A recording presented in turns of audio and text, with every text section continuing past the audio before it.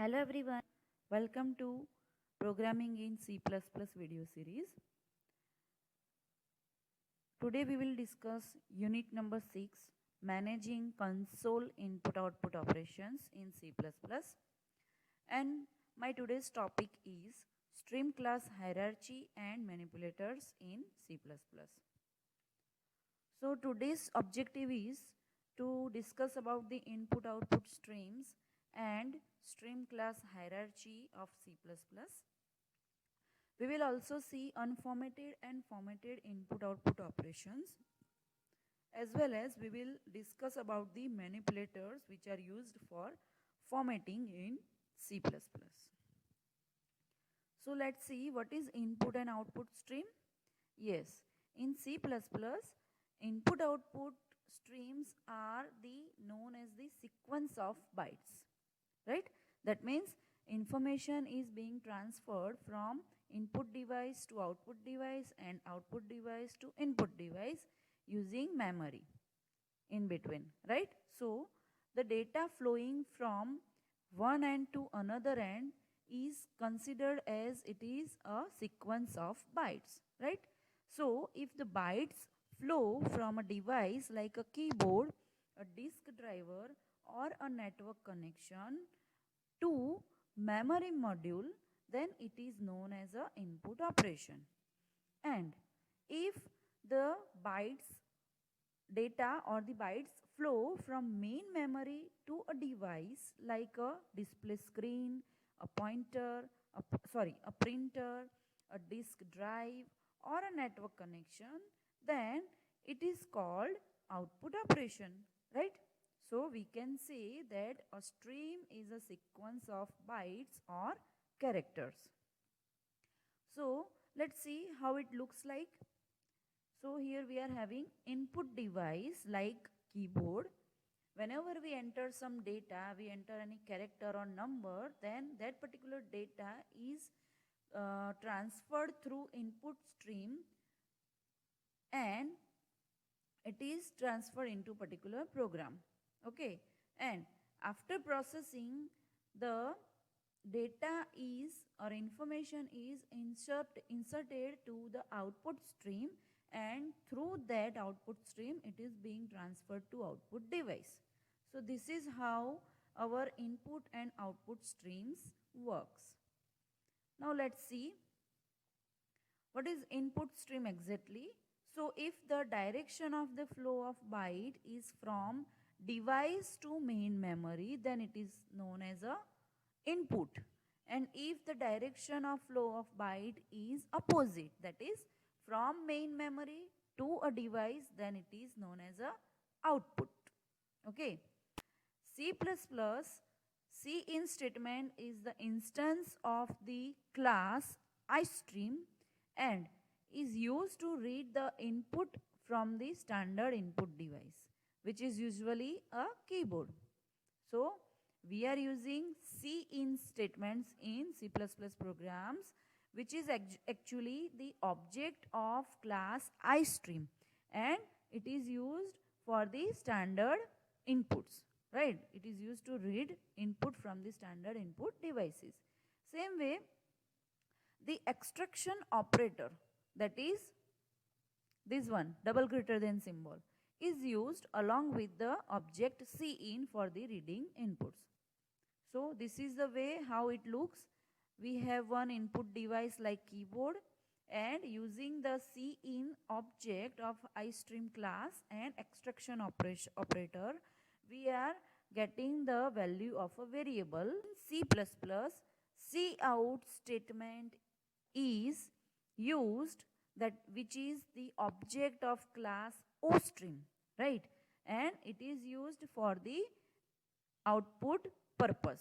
That means we used cout statements with insertion operator, that is double time less than symbol, to display something on the screen.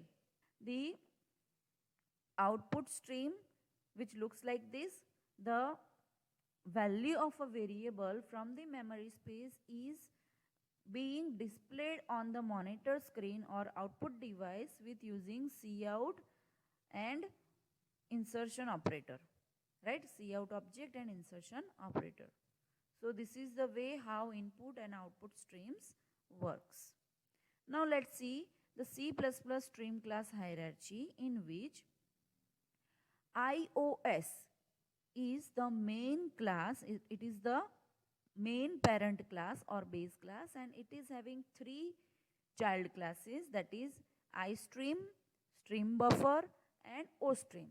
So we already discussed iStream and OStream are the classes which are responsible for input stream and output stream respectively, right? So IOStream is a class which is derived from iStream, StreamBuffer and OStream, all the three classes. So indirectly IOStream is a child of the iOS class also. So basic main parent class iOS class is used to provide the input and output facilities, and it contains a pointer to a buffer object that we already seen in a previous diagram, that iOS is having direct contact with StreamBuffer class and it contains a pointer to a buffer object. Now IOStream class inherits the properties of iOS class as it is derived from the iOS class, and it is used to declare the input functions like get, getLine and read, while it contains the overloaded extraction operator, right? And OStream class is inherits the properties of iOS and declares the output functions such as put and write, and it contains overloaded insertion operator, right? So this is all about iStream and OStream. Now the another class, that is IOStream, which inherits the properties of iOS, iStream and OStream through multiple inheritances, and thus it contains all the input and output functions. StreamBuffer provides an interface to physical device through buffers. It acts as a base for file buffer class used in iOS files. So it is all about StreamBuffer and IOStream class. Now let's see unformatted input output operations. So till now in our programs we have used cin and cout, right? So cin and cout normally used for the input and output operations, in which we do not do formatting of our data. So that is why it is known as a unformatted input output operations. And we have put and get functions also that are used for unformatted input output operations. The classes iStream and OStream define these two member functions, right, that we already discussed in our previous slide. So get and put are the member function of class iStream and OStream respectively, and they are used to handle the single character input or output operations. So if we want to use get in the place of cin and put in the place of cout, then we can use it.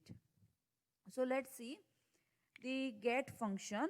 It is having two different versions available. First one is a get char star, which assigns the input character to its argument, and get void, that is used to return the input character. So here is the example, that is char c. Here we have declared one variable, and if we write cin dot get c, then it will read the value of character and return to the memory space. And if we want to use the second version, that is get void, then we can write like this: c is equal to cin dot get.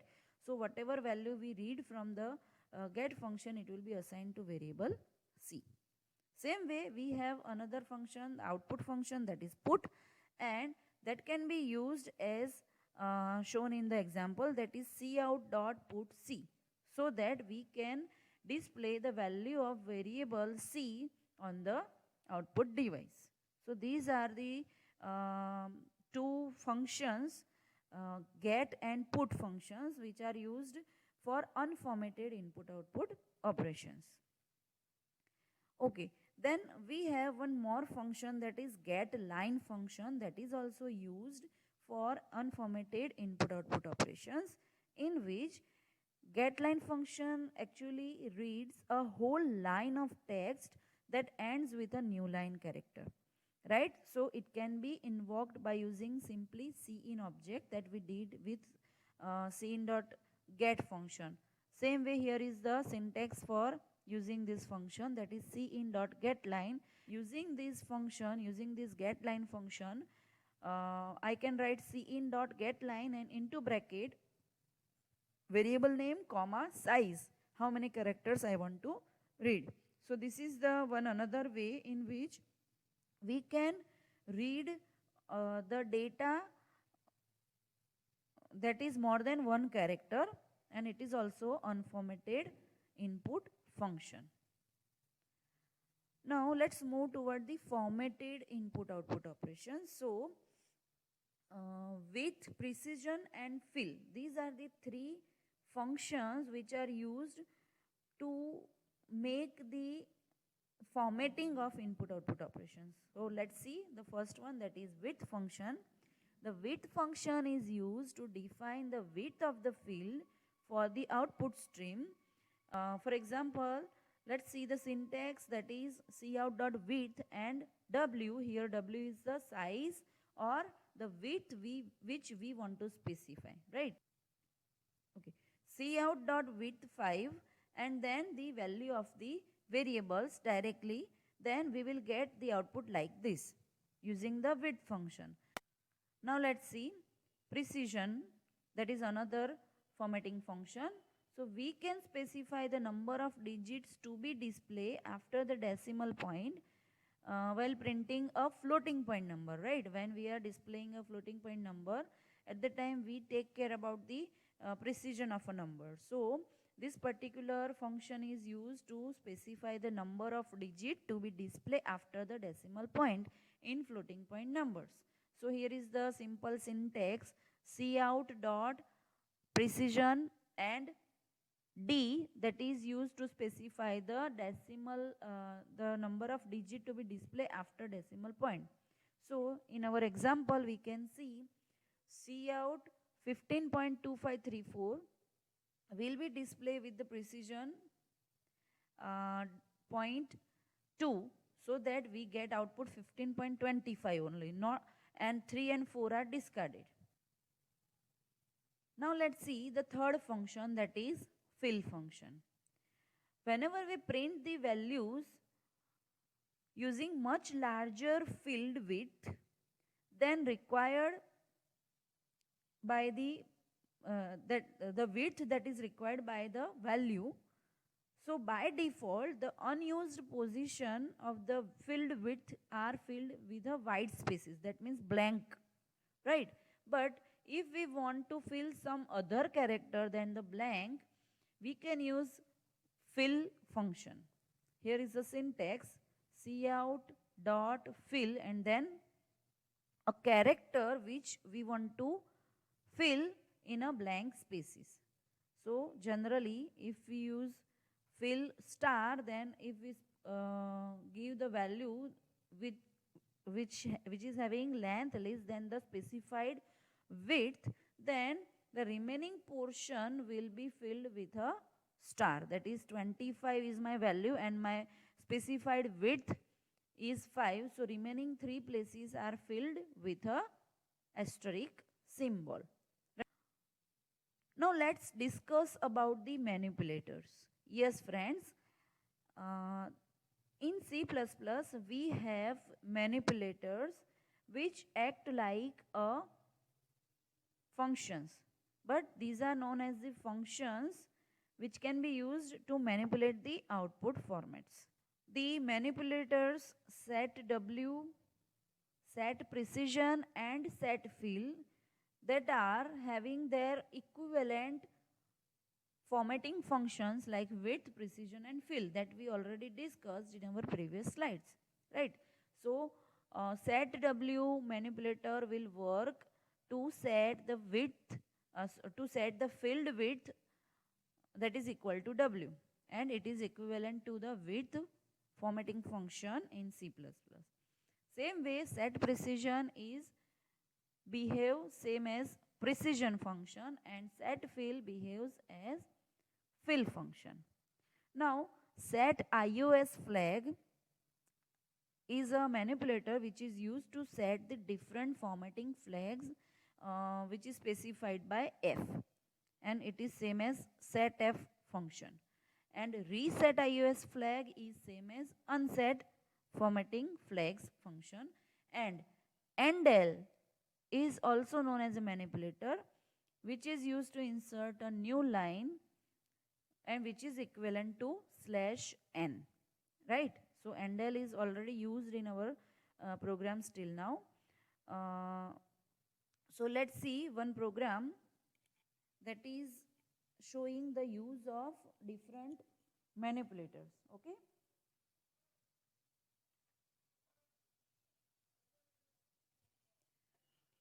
So friend, here is the program which is having the use of set fill, that is our that is equivalent to our fill function. Then set W, that is equivalent to our width function, and set precision, that is equivalent to our precision function, right? And we have also used set iOS flag to set the base of a given number, to show the base, that means whether the base of a number is decimal, octal or hexadecimal, right? That is shown by the show base formatting flag, and it is displayed in the uppercase letter. If we are displaying hexadecimal number, then whatever A to F letters are used, they will be displayed in a uppercase letter. Okay, and if you use no uppercase, then it will be displayed in a lowercase letter. Okay, so let's see the output of this program.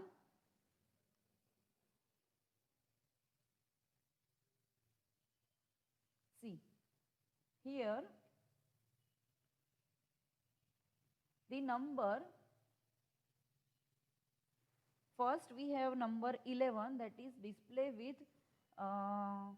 zeros in remaining 8 places. If I put star here, then it will fill star and then it will write 11 in 2 places out of 10 specified with. For the second, if I specify 4 digits, that is 2222, then it will fill 0 in the remaining 6 places, and same way it is doing for the single digit number. Okay, after that we have set the precision 4 for the number 3.14159, then it is displaying 3.142. Okay, now if I specify the precision 5, then it will print 3.1416, and if I specify the precision 9, then it will print the whole number, because the number is smaller than the specified precision, right? So this is all about the set fill, set W and set precision manipulators. Now let's see the next thing, that is using set iOS flags. In that, see, the number is having base, hexadecimal base. That means I want to show the value of number 50 using hexadecimal base, so it is displaying with capital X, right? So 32 is equivalent to the hexadecimal value equivalent to number 50. And resetting the show base flag using reset iOS flag will display the number without base, right? So it is showing only 32. So friends, I hope you find this video interesting. Keep learning. Thank you.